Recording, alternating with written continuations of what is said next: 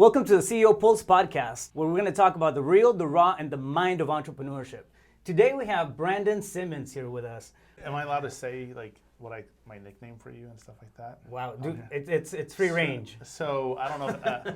So just to kind of go back a little bit. So Rafael and I used to work together with Sean Terry, and he did acquisitions and I did dispositions. So he would go out and get deals under contract, lock them up, master negotiator, master sales guy, and then I would go and sell them. So 2 years in a row, just one sales guy had over $1 million in wholesale fees. So it's really easy to look good whenever you're around people like Rafael doing all the hard work for you. Man, I appreciate that. Yeah. But I mean, it all comes down to the team and the people that you have around you. I mean, we had a really good engine behind the whole machine, and as an organization, I think we performed well with a small amount of people.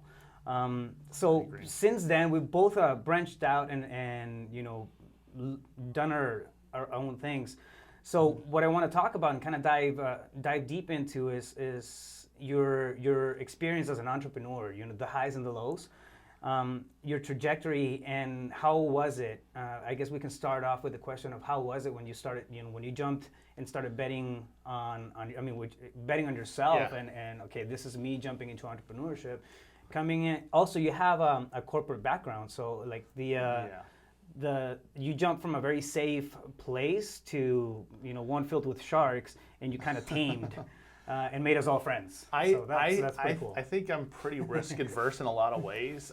My background, I went to school for business and economics, so I like analytical type of things too. Mm-hmm. But I'm a very social person in the sense I like to be around people and I like to really sincerely, authentically help people and figure out ways to help people. Mm-hmm. And I think that's why it really resonated with me when we got into wholesaling. I was really excited when I got into working for Sean originally.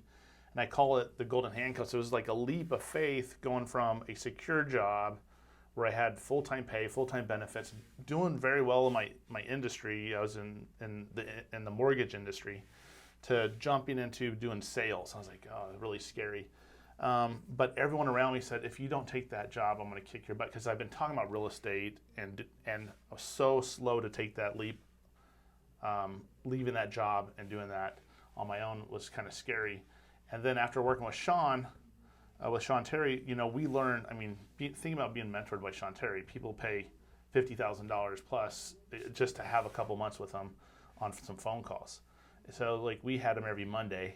And yeah, it was insane. We would get, there's accountability.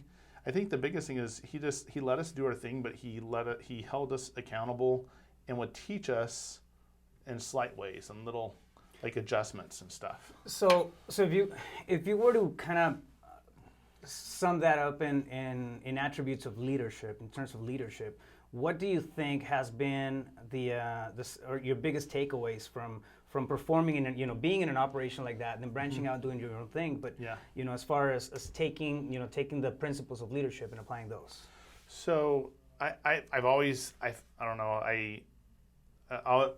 going back, I was a missionary for my church for a couple of years, and they have leadership positions even when you're a missionary. Mm-hmm. So I was a district leader where I just in charge of maybe 6 to 8 guys. Then I was a zone leader where I'm in charge of 20 to 30 people, mm-hmm. Girls and guys. So it was interesting taking that skill set, going to Wells Fargo, becoming a team leader there, over a team of loan processors and underwriters and stuff. And then when I was working with Sean, starting out doing sales and dispositions and then becoming the COO, basically running the real estate side. But what I liked is I really liked the people part. The things that I've learned from other team leaders and trainers that I found is the engine is the people. The engine really is the people. There's a lot of cool techniques, there's a lot of cool platforms, but without the people with the right mindset and being in the right place and in the right positions, you won't succeed. So a lot of times, sales guys, and even working with Sean, sales guys would go into sales slump. There'd be a couple weeks where maybe nothing's hitting. Mm-hmm. So go out to lunch and hang out and, hey, what's going on? And just see how things are going and try to give them a pat on the back and a pep talk. And then now they're locking up deals left and right. And I think a lot of that is going back to the human element, the heart, and trying to see what's going on. What do they need? Maybe it's going on a few appointments with them. So I kind of take that, it's almost like personal mentorship. And so I kind of take that into my business now. And whenever I took the leap, it wasn't scary. In fact, I'm very, very risk averse, and my wife is too. So it's like very, very scary to do things. But whenever I talk to her about going out on my own, she's like, yeah, no problem. Like, It makes sense. yeah, there's no stress or worry because we've been doing it for 5 years. I knew what I was doing. There was very little risk because of the experience that I've already had. Yeah. Yeah, and I mean, there was definitely an element there of cutting the learning curve, being exposed to that amount of work and volume and just, being in that environment. So you moved out from that company, right? And, we both moved on. And however, you stayed in the real estate coaching area so now you're running a couple of businesses. So you have your real estate investments, you're doing coach. So you're running multiple setups, multiple organizations, and you do it. This is the cool thing that I'd never seen, and I come from a very different school of thought, where if you know something, it's just my origins. Where if you know something, you guard it and then you keep it because that's your profitability thing, right? Yeah. And I think exactly you hold it, and unfortunately, your proprietary information. Exactly, you don't want to know that ideas, stuff. Right? Ideas, honestly, they're a dime a dozen. Yet, whenever they populate like that, at least in my head, and I can speak, I'll speak for myself on this. It's the tendency is to guard him. Like, it's my idea, I'm gonna guard it. I'm not gonna tell anybody about it. I learned this new way of doing things. I'm not gonna tell anybody, about it. However, you just came flat out and started putting together the go-giver perspective here in town. And nonetheless, you did it in one of the hardest industries, where it's known to just have competitive. It's competitive, to put it mildly, but it's populated by sharks. Yeah. It's real estate, man. Real estate investments.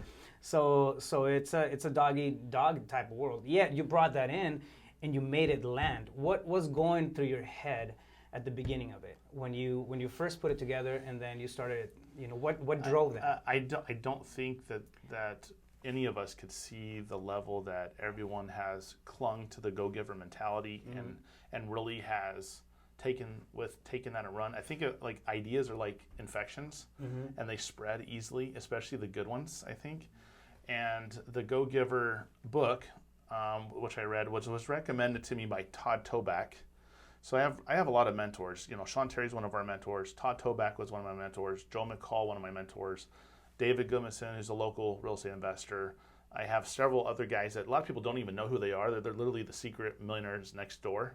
But they would sit down and beat me up and talk to me about things. And then I felt very blessed to have this information, this knowledge that I wanted to also help others do well. And so the idea came to do the Go-Giver mastermind because I was doing JV deals, joint venture deals with other wholesalers, and a lot of them were beginners. And I'm like, you know what, that's cool, but I need to go after the guys who are spending thousands of dollars on marketing. I need to help them sell their deals and help them get bigger spreads. And so my idea came in first is just, I want to help you. Like, how can I help you? Did not worry about reciprocity yet. Like, it's all about figuring out, okay, you're struggling with hiring someone, or you're struggling with training this, or you don't understand seller financing. These are all things that we luckily were trained on and got very proficient at, that I could start helping and just sitting in someone's office and helping them with that. And then they turn around, by the way, can you help us sell a deal? Sure. So the reciprocity came. I was getting joint venture deals out of it. And the mastermind was put together in the sense that we were able to share the highest and best ideas with one another. And to be honest though, is I really wanted to only get people that had that mentality, that had the right heart, the heart of a teacher. I didn't want someone. There are certain people in that are not in the group, and there's probably great ones that we should have in the group that aren't in there right now. But there are certain people that were excluded because they were in lawsuits with other people, because they did fraudulent behavior, because they may have wronged someone in some way, and their behavior and their actions wasn't congruent with what we're talking about in the book. of the Go-Giver, about trying to help other people. It's helping themselves and not helping others. And so whenever we got the right people in there, and then we're all sharing ideas, it's the whole mentality what John F. Kennedy talked about, rising tide raises all boats. So all of our businesses got better, mine included. Absolutely. I can attest for that.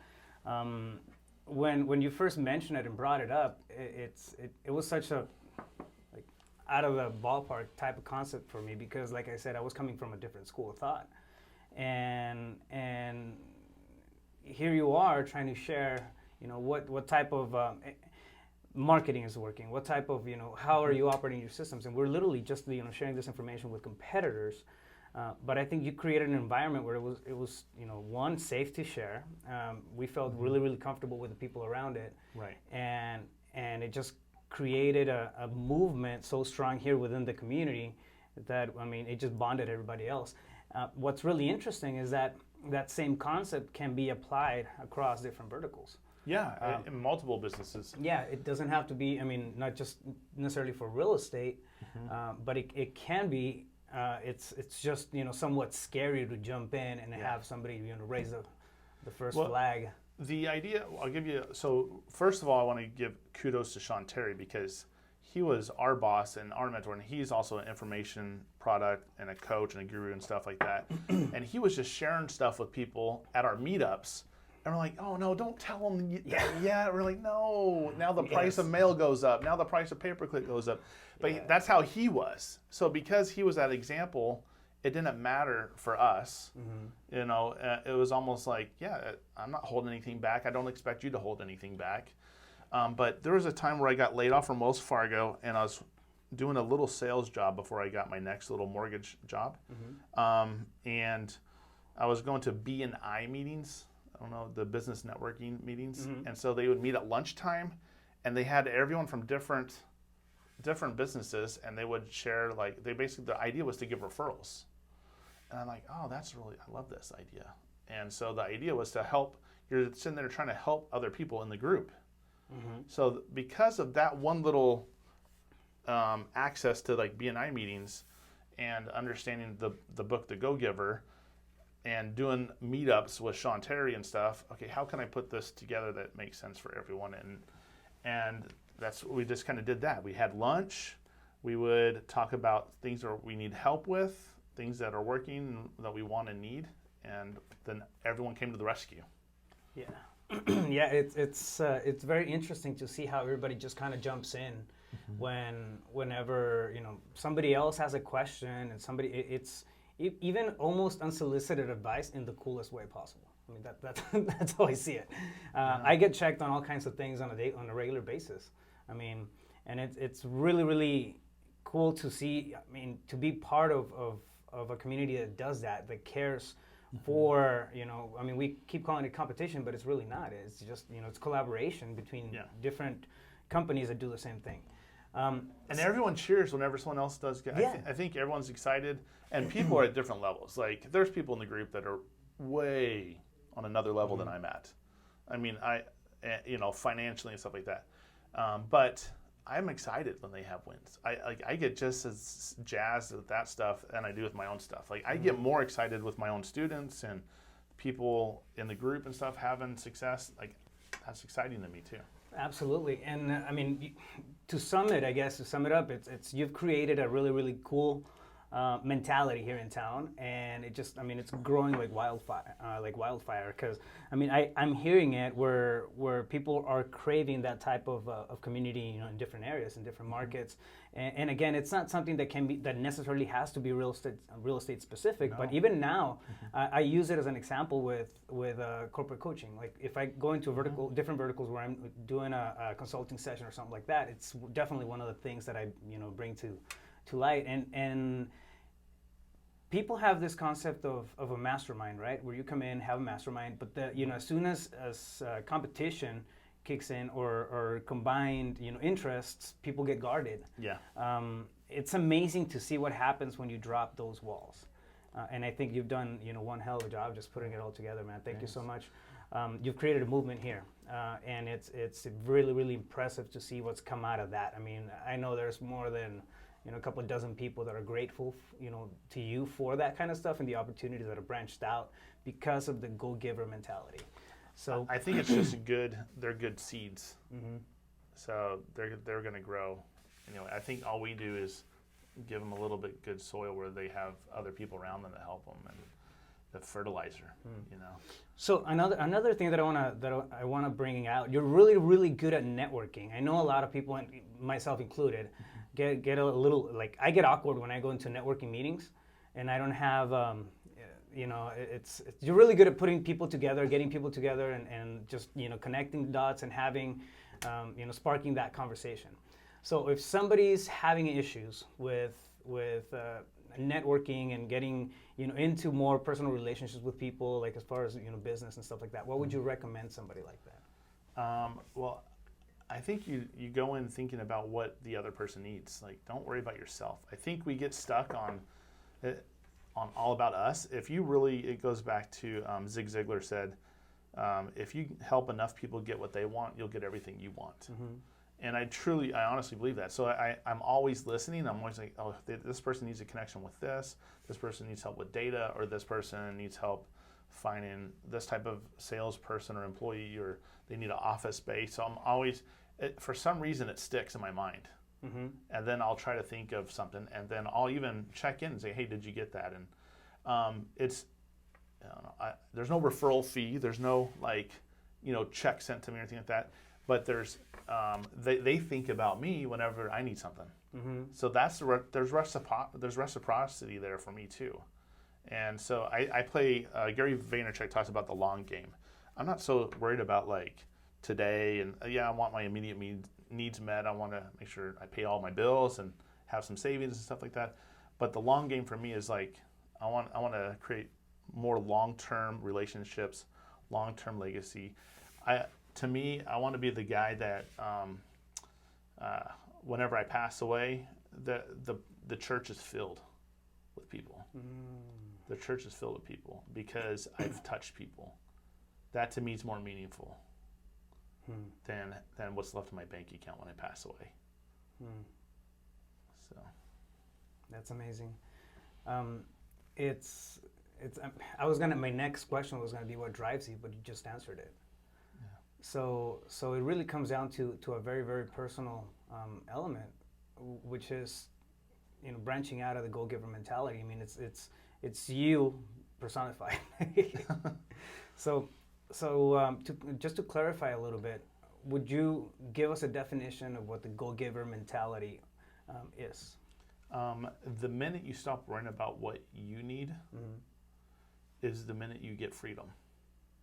The minute you stop worrying about me, and you focus on the person across the table and the person that you're talking to, that whoever you're in front of for that minute, that hour, whatever, that's the most important person. Try to be present. And it's hard. I'm not perfect.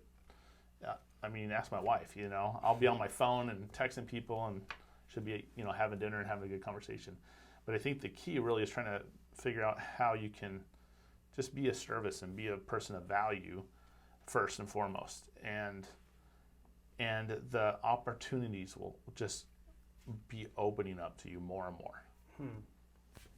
Would you say that having or implementing action on that side has shaped or reshaped the way that you see the world, and then two, your business? Yeah. How? On my business. So it doesn't mean you don't have goals, you don't have plans. Mm-hmm. I create my own goals, I create my own plans, and I know what I want to accomplish for myself, and I know what I need, and I know where I want to be. So part of what I'll do too is if it comes time for reciprocity, or I do need something, also don't be afraid to ask. I think sometimes people are so, I don't want to say prideful, but they're we think we're in this alone. And we can't, we may be drowning and we need help. It may not just be financially, it may not be business, and maybe there's personal stuff going on, there's family and relationship stuff going on, and it's, there's people out there with experience. That's why I'm surrounded by some awesome mentors and people that keep me really grounded while I'm trying to go crazy. And so they love seeing me have some success, but they also keep me grounded in the sense like, okay, take care of family, take care of yourself, take care of your health. There's other things that they help me refocus on, even though I'm driven to go do all this other entrepreneurial stuff. So. I love it. Yeah, no, that makes perfect sense. And I think I'm on that boat. I'm horrible about reaching out for help. I'm bad at, even if I have resources at hand, I'll try 15 ways to figure it out on my own, and get tired, get frustrated, get pissed off before I say, hey, can anybody help me out? And to me, it's not a matter of, well, I don't even know. I mean, psychologically, it might be a matter of pride, or a matter of just, me wanting to solve all my issues by myself, and then having that, badge on my shoulder. But it's, I mean, now I understand that it's not the best way to go about it. If there's people, because we all have, people around us that are going to be great at stuff that we suck at. That's one. Yeah. Two, we all have people around us that are going to be wanting us to win. And reaching out is not a bad thing. Yeah, here you're in one of the coolest offices in Phoenix with the batch skip tracing offices and stuff. And you got Brent Daniels here, you got Evo, you got Annie, you got Jesse, you got Chris. It's insane. I mean, but it's cool is you can, and also from the Go Giver masterminds and meetups and stuff that we had, is it's okay to ask. It's okay to ask for help. And what happens is now we start realizing that's a tool, like just to ask, right? And then we can get to our goal much faster. It can shorten our learning curve. I don't know, you know the story of Aladdin and the lamp? Yeah. Okay, Aladdin and the lamp, everyone thinks that the genie originally, he gave him 3 wishes, right? Right. It was unlimited. The original story was unlimited wishes. Whatever you ask, he'll give it to you unlimited. And that's really the universe. That's, if you think like that, anything we want and need, ask. Figure a way to do it, I think the key is you're not hurting other people. You're trying to figure out how you can. My mindset always goes, take care of myself and then take care of others first. We got to also think about how we can help others and leave that legacy, and because there's going to be a ripple effect around you. I think you touched a very good element there with you take care of yourself, and there's got to be a balance, right, between giving and then putting yourself aside. So there's what I'm trying to say is that the go-giver mentality that's been working here in town, it's not about just giving out everything, because if you're not taking care of yourself, you can't take care of anybody else. Right. So you put yourself in a great spot as you're giving, and then reciprocity kicks in, and it's like magic. It's amazing how it works. I mean, people start solving problems that you didn't even know you had. Opportunities arise, and everybody elevates each other. I mean, I've been seeing it for the synergy. Some time. It's synergy. Exactly. 1 + 1 = 3, and that's awesome. So right now, I know you've been working on setting up your operating systems and laying out the operation. You kind of stepping back a little bit more and more from being in the businesses. What's your take on that? What can you recommend to somebody who's trying to do the same thing, approaching that? The one thing I learned this last year was people. People are more important than the actual. We want results, and we need those results. But like I had people that are like, okay, I hired some people that, man, they're driven. They're like the fires in them and stuff like that. But there was something that just wasn't meshing with the values that we had in our company. And whenever we part ways, it's better. It was better. So I learned that finding the right people, finding people that have strengths that I don't have, finding people that have the work ethic, the passion, I think that's huge. I'm learning more and more about this. It's still evolving too. For me, I'm very passionate. So I want to find people that are passionate, but then I realize not everyone is going to work in the business like you're going to work. You're the owner. Yeah. You know, if you're paying them a certain percentage, they're going to give you that effort. They're not like Gary Vaynerchuk talks about when his dad owned liquor stores and he was paying people $9 an hour. The dad was getting mad because they weren't like doing everything that he wanted them to do. He's like, Dad, you pay them $9 an hour. Like, they're doing everything that you do for $9 an hour. It's a paycheck, not vested interest. Yeah, you're a millionaire because of this. They're not. Yeah. So what I've started to create too is I look at it like Sean paid us on commissions, and so I look at like commissions and profit sharing. I like to refer to the term as profit sharing almost. Like, hey, instead of commissions, it's profit share because I want them to think long term. I don't want my employees to be focused on just a sales job. I want them to grow to manage teams. I want them to grow because we're expanding into multiple markets. And they're not going to be able to do that if they're only focused on this one market and they're only focusing on this percentage of their paycheck. Their paycheck is going to grow, their income is going to grow as they develop themselves and can be leaders themselves. So I really just want to create leaders instead of employees. That's it.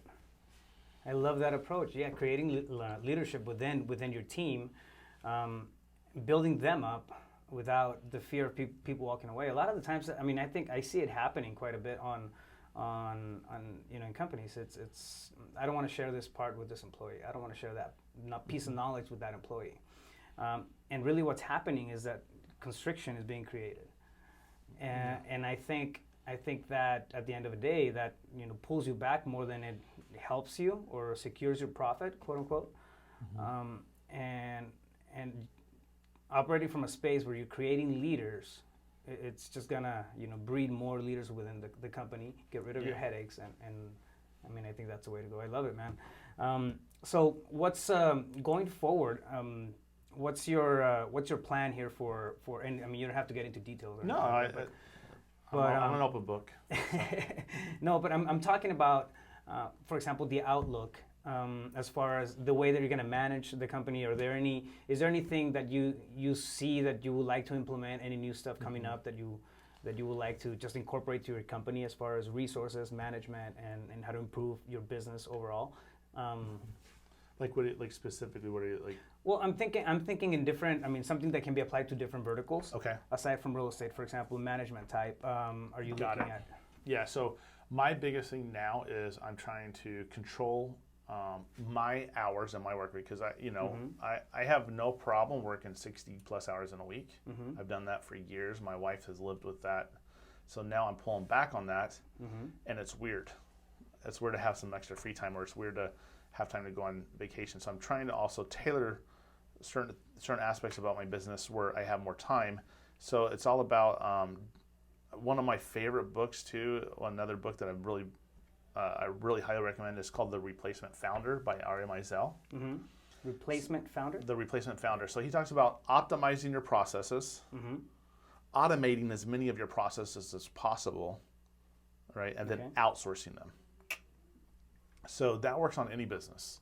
Yeah. So you figure out what works. And so in my business, typically what we do, we use some free tools like Google Drive, Google Docs, right?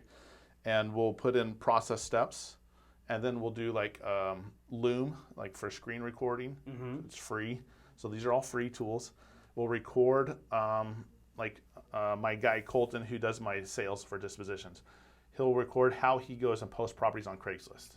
He'll go and record how he posts properties on this website, on our personal website, or on another website. He'll record how he sends out a text message blast. So those are different things things that he has to do. And then now we can go and have a virtual assistant go in and do that. And put the post on Craigslist, put the post on the text message, on the email, on the website. So you start creating training protocols to plug and play as needed. And I'm making my guys create that. I'm making my employees, my team, my leaders do that because they need to know how to do their job. Now they need to be able to train other people how to do their job. I want them to be replaced. Yeah. Well, also if they have to go through the process by teaching somebody else, it polishes their approach. It optimizes that. Right. Like you can shave steps out of that. I love it. And then you're thinking about what are things that I'm doing all this steps, but there's a software now. I don't have to do this anymore, where I can put this little simple text message in, and now it'll get sent out to 2,500 people once I hit send. Or I can schedule it. I can put it in, I can put a couple messages in. I can schedule it 2 for Tuesday, 2 for Wednesday, and 2 for Thursday, and it's done. You start you create your process, and then if there's not something like that in place, it's impossible to step away. You go away for a day, and then things starts to fall off the rails. And I really think all of us as business owners and through whatever vertical, the idea to replace yourself, it sounds scary, but if you can do that, I know it kind of goes on the 4-hour work week and Tim Ferriss and stuff, but it's, he talks about deal, which is, define, eliminate the things you don't want to do, automate those things, and liberation, right? And you have freedom. So the key is you're really just creating freedom. Now, that doesn't mean you're not going to stop working. You're retiring. You're just going to think of another stream of income. Right. Or another vertical or another business. Or like, for example, I have my real estate business. I consult on another real estate business where we have employees in Florida, Georgia, Dallas. I have JV partnerships that we're going to be growing into other markets, including those 3 there. Salt Lake, Provo, Las Vegas, Louisville, Kentucky, and can keep growing. If I have the systems going, then it's easy to just implement into each area. So, and they don't have to be humongous businesses. It's building upon each other, and it's a cumulative. Well, that, and then you have, you kind of approaching it through the. It's almost like a franchise model, right? You create something that operates with a strong foundation, and then you can scale that to different different levels, tap into different markets, break into different areas, plug and play, find the right people, put them in place, and then start working like that. Otherwise, there's just no way to reach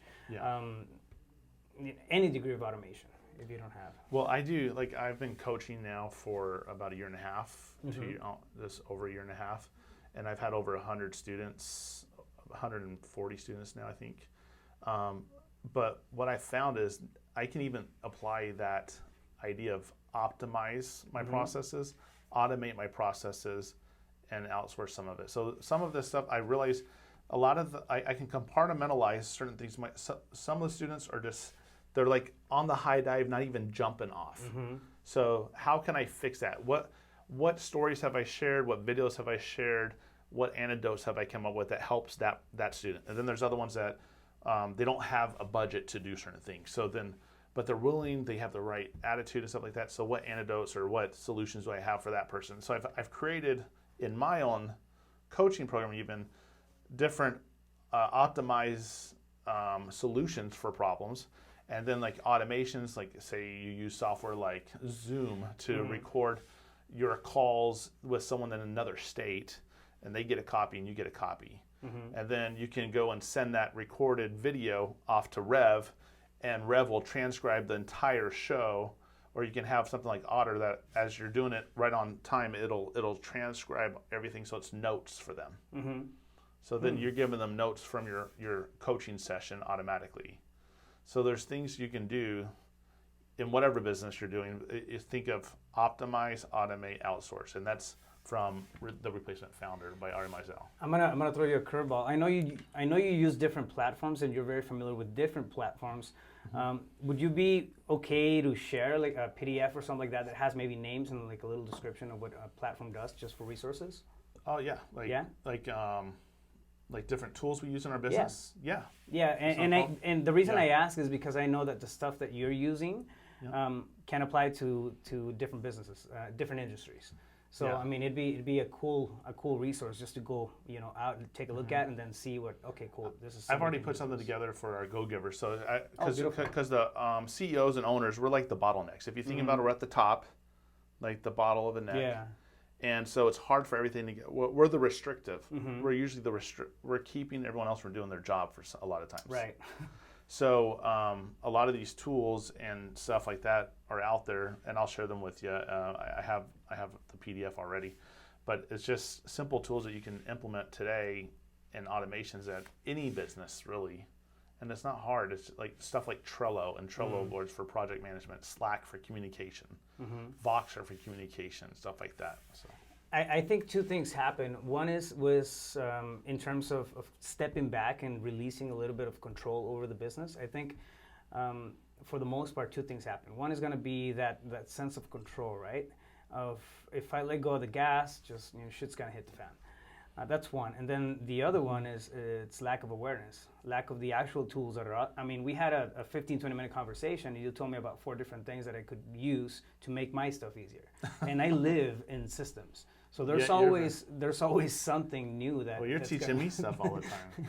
There's always new stuff that can be helpful, but I think a lot of times is that fear of control, which comes from not knowing how to delegate, or not having a strong grip on if I let go of this is going to be okay without me. And sometimes there's a dip on income or production. Yeah. And you got to be okay with that. Like that thing I learned, it was hard because well, I mean, you said it earlier. You understand that it's at the end of the day you are the creator of that business, right? As the CEO or the owner, and then everybody else is coming in as an employee. So it's hard to find somebody who will put in that vested interest. There's got to be something in there that they're attracted to, whether it be the culture, the pay, whatever triggers that person to go to bat every single time. But it's just fine. It's hard to find somebody to fill in that seat as well as you do. So right. I think that comes with the release. Again, it's almost like a wash, because if you step away, you have more freedom, more time. Your revenue might take a little bit of a hit, but I mean, I think it compensates in the freedom areas. It does, yeah. Because once your immediate needs are met, right, you're basically out of the rat race. If you have a business or you have rental properties, whatever it is, and it may not be always that passive. You may, in fact, I think that I think it was Larry Goen said that the best fertilizer is the farmer's footsteps through the orchard. So you still need to be in the business. You still need to be walking around and knowing what's happening. Yeah. So I think just because you do that doesn't mean you take it's 100% off the table, maybe for a time, but you still want to have some accountability there. Well, that, and then I mean, there's ways of doing it in very, very productive ways that don't take all your time away. For example, I mean, we used to have Monday meetings at 10. Come in Monday meetings, check out the KPIs, connect with everybody in there. And as a business owner, it's not something that's terribly difficult to do. You just got to have the interest and the willingness to come in, still keep your hand on the pulse of the business, run over your KPIs, set your metrics up, and then find a way to keep everybody accountable while giving them what. It's easy to make the little changes, right? Instead of like if you're out of the loop, then all of a sudden you're way off course, and then you got a huge redirect. You have to redirect it, and it can be painful that time. Right. Yeah. No, I love it. Thank you. So, what's your definition of an entrepreneur? Someone that basically runs I think it was Webster's, but I kind of follow along with it, is running a business or owning a business, but also having some sort of financial risk involved. An entrepreneur, usually there's some sort of financial risk or time risk involved, and I think the word risk has to be in that definition. I agree. It's commonly frowned upon, but I think it's one of the biggest things that stops entrepreneurship. Having that the threshold for risk that's needed, even on stuff that sometimes may seem like it's a given or it's not that difficult, there's still going to be a degree of risk, and if you don't jump in with both feet when you're doing something like this, it hardly ever takes off. So. Well, I'll give you, for me, I had a degree, had a good job at Wells Fargo. We had a huge ramp up. We were hiring 700 people as team leader and stuff like that, and then we went through layoffs. Boom, boom, boom. I made it through about 18 layoffs. So, and in this time, I've wholesaled a few deals here and there, and I remember the day I got laid off. I drove over. I was in Tempe, Arizona. I got laid off from my job and said, sorry, you made it through. It's nothing personal. It's just we're done. Like you made it through all the cuts, and now we just have to make the final cut. So I got laid off, and I went over to my very first wholesale deal house. I stood there in front of the house, and I'm like, okay, this is the direction I need to go. This is where my passion lies anyway. But I was, in a way, I felt like I was selling out because I needed the job. I was risk adverse. I wanted to keep the job. Even when I was working with Sean, a lot of people were like, "Oh, why are you still working with Sean?" I've worked with Sean for years and years. Well, I made great money. I mean, it wasn't like I was poor. I mean, we were. I mean, we have bills and stuff like that. But I mean, sales guys, we all made over six figures. So we weren't exactly on the lower threshold. So we're doing okay. But it's also, there's something about just being able to be okay with the risk. Even if you're mitigating the risk, like, I'm pretty analytical. So I'm like, okay, there's some risk here and there's some risk here, but it's not that risky. I can handle the amount of risk. So, and the worst case scenario, whenever I quit my job to go work for Sean Terry, the people at the place I was working at, they said, hey, if it doesn't work out, you can come back and work for us. So I really had no risk when I took the leap. Somebody burned the boats for you, but they rebuilt them down the shore. But I think you got to be willing to take the risk. And I am probably, out of all the group here in Phoenix and stuff, I'm probably on the lower end of that ladder on the risk tolerance. Like, there's so much more people that have a lot more tolerance for risk, and I see them doing certain things. I'm like, oh my gosh, it scares me. Well, a lot of the times it's because, for example, I tend to shoot first and then think about it later. So it's a lot of the things that I've done it's because it just kind of feels right, and I don't assess the risk as much as I should. So don't take away any of your credit as far as being risk averse. And this is what I didn't want to happen. Oh, come on. It's an easy edit. Yeah. So, cut that out. Yeah. So it's like, for example, I tend to shoot first and aim later. So it's not necessarily being risk averse. Sometimes I just don't take enough time to process the look far down enough. How do you say it? Down the road far enough. Yeah, down the road far enough to assess the actual situation. But what did it for me was Sean had trust in me when we worked for Sean. He's like, you make the decision. And then pretty soon I stopped asking him. And I would just go make a decision and like suffer the consequences, whether it's good or bad.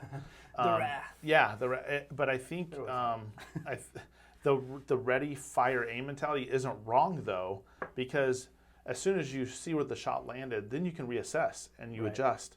So I think that we're sometimes, and that's what I've had to learn, is that's not a bad approach either. As long as you are willing to adjust after you see it's a little off course, where to go. So. Yeah. In my head, and something that makes me feel like warm and cozy is it's having this imagery, right? So if I start driving to, I don't know, Lake Tahoe or New York or a place I haven't driven to, I don't know how to get there. I mean, I have an idea of what it is, but even if I don't have a map, I can follow the road signs, right? Like, 122 miles that way. And then follow that sign, and then follow that sign, and then follow that sign. But I have a general idea of where I'm headed, and I think that at a personal scale, it helps me mitigate or at least be a little bit less risk averse and do more stupid things sometimes. Well, it's like you're talking about like following the road and having a destination. Even at nighttime, if you drive your car, if you're thinking about it, you may have the GPS going. You can only see 200 feet in front of you. Yeah. So you have to reassess as you're going anyway. In my personal life and my family life and stuff, one of the things that my wife we've kind of got a family mantra. We call it daily manna, where we have personal insight, personal little tender mercies from God, or little flashes of inspiration, revelation, if you will, to kind of make a decision or to choose to do this or how to act or react to something. And it may not be huge, it's just enough for that day. So I really believe in being connected with God and letting Him also help give us a little course correction as needed. I love it. Yeah, it's all in the science. Sometimes you get 2 or 3 coincidences in a row, and I like to look at those as something else than coincidence. So, yeah, I'm on board there. Man, I love everything that we've talked about so far. Thank you so much for sharing. So, if you were walking down the street and you ran into your 17-year-old self, I love asking this question. Okay. What would you tell that Brandon? Don't wait. Take action now. Take action now. I was too busy. You're talking about the ready, fire, aim mentality. I was like aiming and aiming and aiming and aiming and aiming. I just need to pull the trigger. Wow, that's huge. And you had it ready, like right there. The response. I didn't. So, I love it. Just take don't action wait. now. Take action. Don't wait. Yeah. I love it. Thank you so much, man. So if somebody wants to get a hold of you, how do we do it? What's the best place to reach you at? I'm on Facebook. I'm on Instagram. It's official Brandon Simmons on Facebook and brandon.m.simmons on Instagram. I have a free Facebook group for REI Mastermind. You can jump in there. Because the idea of what we're trying to do right now with the Go-Giver, what we've done with the Go-Giver here is I'm trying to create an online community and create chapters in multiple states and multiple cities just like this. And that would be huge. I mean, the benefits of having a community like that, I mean, they're unlimited. Again, I want to praise you for what you've done in a place like this, which is like the mecca of competition in real estate, and then you just turn everybody into friends. It's good. There's got to be a very specific talent to do something like that, and you've done it. So. Thanks. I think we have great people around here, though. And I know that the ripple effects, you may not catch all of them, but I know that everybody within that community sees other stuff from different angles. I know of different opportunities that are developing just because of the connections and the friendships that happen, during the Go-Giver group under the Go-Giver mentality. So, for that, I mean, I want to thank you. I want to thank you for being on the show. I appreciate you having sitting down with me and having this conversation with me. So, yeah, thank you so much, brother. Thanks. You're a great friend. Appreciate it, man. Thank you, too. There you guys have it. So it's Brandon Simmons here at CEO Pulse Podcast, where you get the real, the raw, and the mind of entrepreneurship. It's a wrap. You just got a backstage pass to the real, the raw, and the mind of entrepreneurship. Make sure you follow us on YouTube and iTunes, and check out our website at ceopulse.com. Stay tuned, stay focused. You got this.